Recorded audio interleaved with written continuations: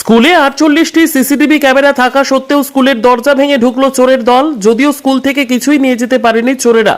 ঘটনাটি ঘটেছে শিলিগুড়ির নেতাজি উচ্চ বালিকা বিদ্যালয়। ঘটনার খবর পেয়ে ছুটে আসেন স্কুল কর্তৃপক্ষ। ঘটনার খবর দেওয়া হয় শিলিগুড়ি মেট্রোপলিটন পুলিশের শিলিগুড়ি থানার পুলিশকে। ঘটনাস্থলে পুলিশ পৌঁছে সিসিটিভি ফুটেজ দেখে চোরদের খোঁজ শুরু করেছে। যারা গিয়েছে দিন প্রথমে মর্নিং স্কুল কর্তৃপক্ষের নজরে পড়ে এই ঘটনাটি। তারপরই খবর দেওয়া হয় নেতাজি গার্লস হাই স্কুলের প্রধান শিক্ষিকাকে। তিনি এসে বিষয় খতিয়ে দেখেন। যদিও স্কুলে টাকা পয়সা ও সোনার অলংকার কিছু না থাকলেও গুরুত্বপূর্ণ নথিপত্র লন্ডভন্ড করে চোরের দল। আমি জানলাম সকাল 6:30টায়। প্রাইমারির একজন টিচার আমাকে ফোন করে জানায় যে এরকম আপনাদের অফিসের সমস্ত তালা ভাঙা, দরজাগুলো খোলা দেখছি, আপনারা একটু আসুন।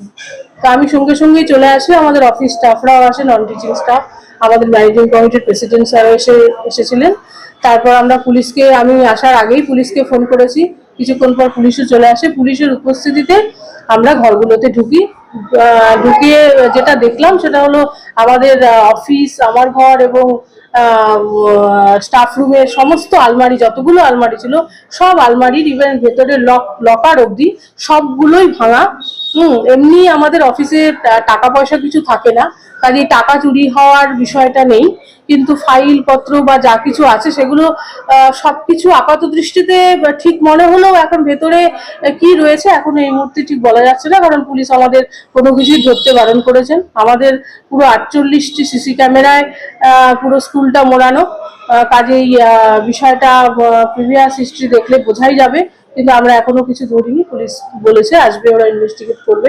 আমরা এফআইআর সাবমিট করেছি, সেটা রিসিভ কপিও আমাদের চলে এসেছে।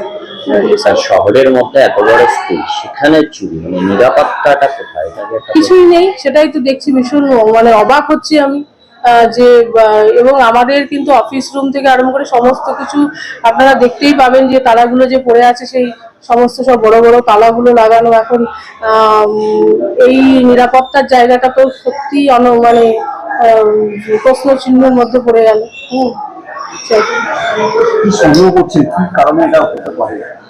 না, সন্দেহ কিছু করছি না। যখন সব ঠিকঠাকই রয়েছে তাহলে বোঝাই যাচ্ছে যে যারা এই ধরনের কাজ করেছে তাদের অন্য কিছু হয়তো খুঁজছিল, হয়তো টাকা পয়সা খুঁজছিল, যেটা ওরা পায়নি। এমনি সেরকম সন্দেহজনক বলে কিছু বুঝতে পারছি না। বড়সড় টাকা নিয়েছে দেখলাম, তালাগুলো কেটেছে, মানে বড়সড় ডাকাতির হতে পারে, নিশ্চয়ই হতে পারে।